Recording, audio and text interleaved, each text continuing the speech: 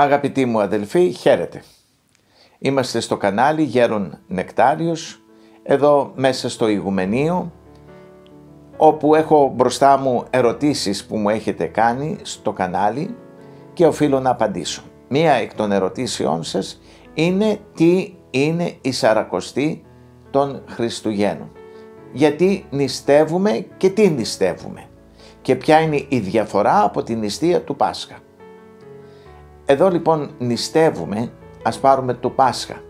Το Πάσχα δεν είναι μόνο 40 μέρες, είναι 50 ημέρες του Πάσχα, ενώ τώρα έχουμε 40 ημέρες. Μαζί με τη Μεγάλη Εβδομάδα, το Πάσχα λέμε Σαρακοστή, αλλά είναι 50 τελικά η νηστεία. Είναι 50 ημέρες, διότι στη Σαρακοστή δεν συμπεριλαμβάνουμε τη Μεγάλη Εβδομάδα μέσα. Προσθέτοντας κανείς και τη Μεγάλη Εβδομάδα βγαίνουν περίπου 50 ημέρες νηστείες και γίνονται ή να συμπάσχουμε στα πάθη του Χριστού και διαμέσου της νηστείας να πολεμήσω τα πάθη τα δικά μου, τα αμαρτήματά μου, από τα οποία δεν μπορώ εύκολα να απαλλαγώ μόνος μου.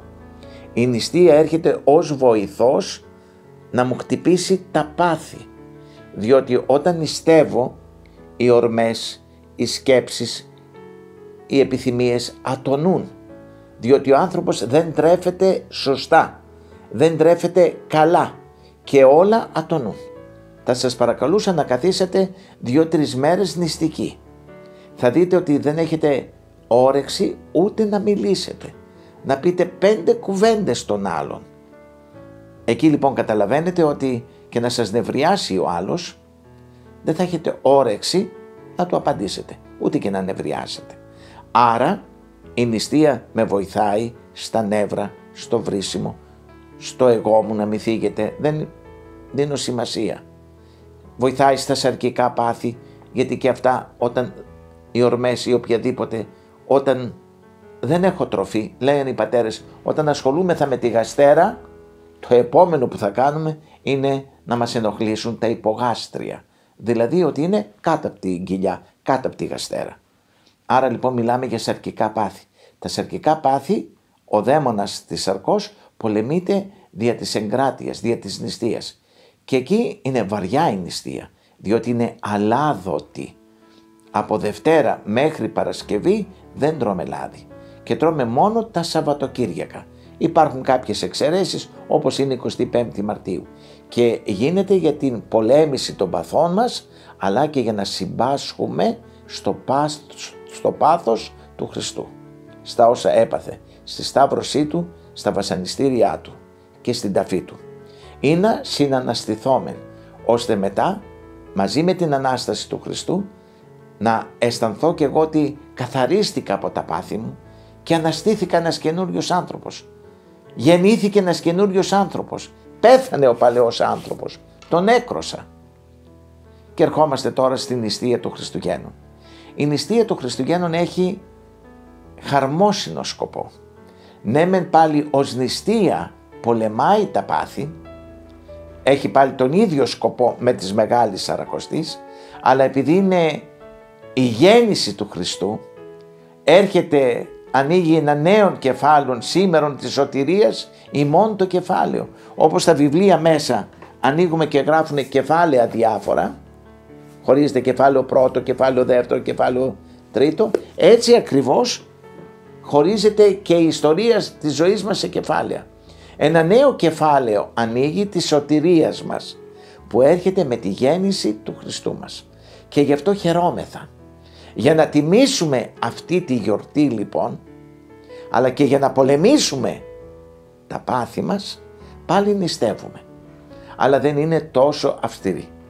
Εδώ δεν τρώμε Τετάρτη και Παρασκευή δεν τρώμε λάδι, εκτός αν πέσει γιορτή Μεγάλου Αγίου, της Αγίας Εκατερίνης ή κάποιανού άλλου Αγίου, αν τύχει και πέσει της Αγίας Βαρβάρας, π.χ. αν πέφτει Τετάρτη Παρασκευή, τότε τρώμε λάδι. Διαφορετικά τρώμε το Σαββατοκύριακο μόνον ψάρι. Τρώμε δηλαδή όλη τη βδομάδα λαδερό φαγητό, Δεν τρώμε κρέας, δεν τρώμε γαλακτομικά, δεν τρώμε αυγά. Τρώμε όμως το Σαββατοκύριακο ψάρι. Ψάρι. Όσοι δεν μπορούν μόνο το Σαββατοκύριακο, η Εκκλησία για αυτούς έχει και μια πιο ελαστική νηστεία προς τιμήν της γεννήσεως του Χριστού. Δηλαδή μπορούν να φάνε ψάρι και τη Δευτέρα και την Τρίτη, όχι την Τετάρτη γιατί είπαμε είναι αλάδοτη, την Πέμπτη, την Παρασκευή, δεν τρώμε ψάρι την Παρασκευή, το Σαββατοκύριακο όμως μπορεί να ξαναφάνε. Αυτοί οι οποίοι κάνουν αυτή την ελαστική νηστεία που τρώνε εκτός Τετάρτης και Παρασκευής το ψάρι, μέχρι τις 17 Δεκεμβρίου μπορούν να το τρώνε. Οι υπόλοιποι όμως που τρώμε μόνο το Σαββατοκύριακο, σταματάμε του Αγίου Σπυρίδωνος 12 Δεκεμβρίου για να κάνουμε περισσότερη άσκηση προς τιμήν της γεννήσεως του Χριστού και για να καταπολεμήσουμε τα πάθη μας. Έτσι λοιπόν η νηστεία, αυτή είναι η διαφορά τους μεταξύ των δύο νηστειών Πάσχα και Χριστουγέννων. Η μία έχει χαρμόσυνο περιεχόμενο γιατί χαιρόμεθα, αλλά καταπολεμούμε και τα πάθη μας με την εγκράτεια.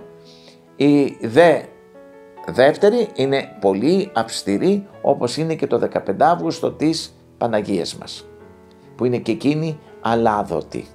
Και έχουμε πάλι μία ελαφριά νηστεία των Αγίων Αποστόλων, όπου και εκεί είναι περίπου σαν των Χριστουγέννων η νηστεία εκείνη. Θα μιλήσουμε άλλοτε. Το ψάρι ρωτάνε πολλοί πώς τρώγεται, όπως θέλετε. Το θέλετε τηγανιτό με λάδι, το θέλετε στη σκάρα, το θέλετε στα κάρβουνα, δεν υπάρχει πρόβλημα.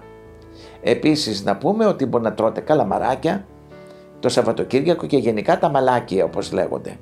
Λοιπόν, τις υπόλοιπες ημέρες λαδερά φαγητά. Όσοι όμως τρώτε ψάρι σχεδόν όλη τη βδομάδα πλην Τετάρτης και Παρασκευής, μπορείτε να τρώτε και τα μαλάκια και τα καλαμαράκια και τη Δευτέρα και την Τρίτη. Όχι όμως Τετάρτη και Παρασκευή. Όπως τα θέλετε τα μαγειρεύουμε.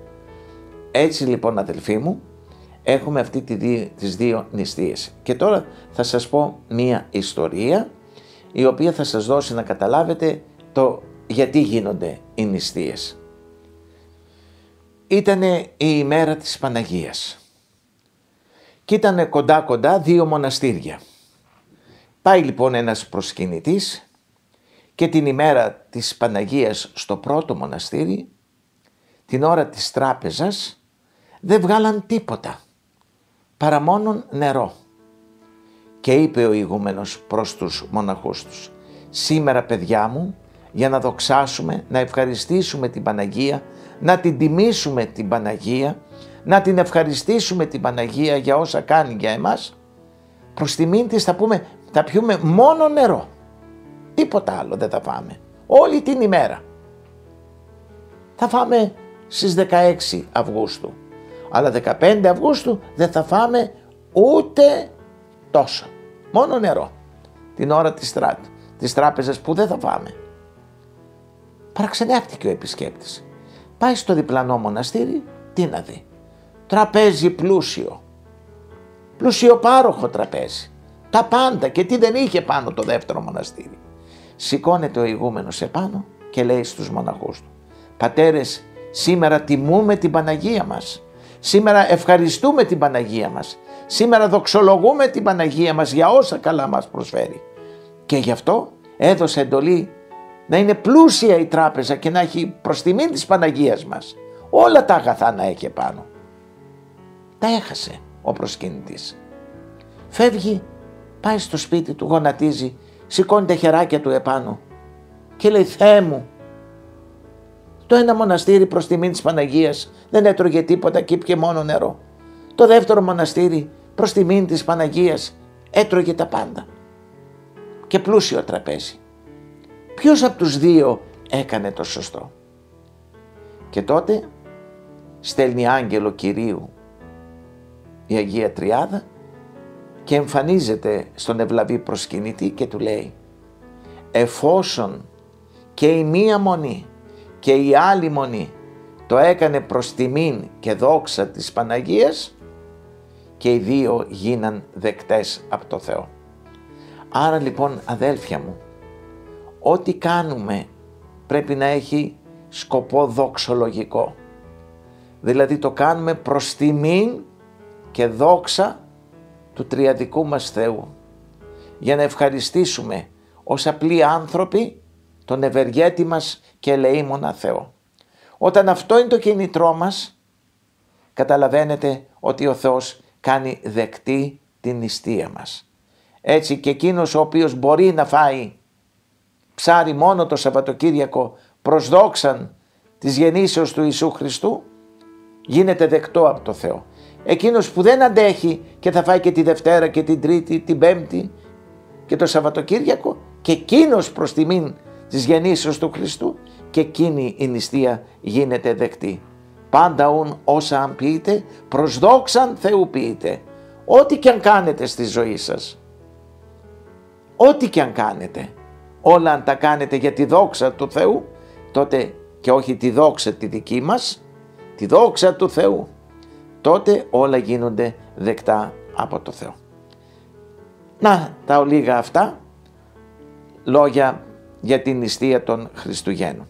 Θέλω όμως και το βιντεάκι αυτό να το ανεβάσετε στο Facebook, να εγγραφτείτε όσοι δεν έχετε γραφτεί, γιατί βλέπω ότι βλέπουν αρκετοί τα βίντεό μας, αλλά δεν είναι εγγεγραμμένοι στο κανάλι. Και δεν μετράμε νούμερα, αδελφοί μου, δεν μετράμε νούμερα πόσοι είναι εγγεγραμμένοι. Μας ενδιαφέρει όμως το εξής: θέλουμε να φαίνονται τα νούμερα ώστε, αδελφοί μου, αυτοί που λένε ότι δεν υπάρχουν χριστιανοί, και ποιος ασχολείται με την Εκκλησία και τα κηρύγματα, ποιος ασχολείται με θέματα για τον Χριστό, δεν είμαστε λίγοι. Πρέπει να αποδείξουμε ότι είμαστε πολλοί, όχι μόνο λίγες χιλιάδες, αλλά εκατομμύρια, αδελφοί μου, είναι πάνω στον πλανήτη Γη που αγαπούμε και υμνούμε το Θεό. Γι' αυτό επιμένω στην εγγραφή στο κανάλι. Να δοξάζεται το όνομα του Χριστού μας και να χαίρονται και οι επίγειοι άγγελοι εν ουρανής. Σας ευχαριστώ που με ακούσατε. Να είστε καλά, καλή Σαρακοστή και καλά Χριστούγεννα με το καλό που πλησιάζουμε. Να είστε καλά.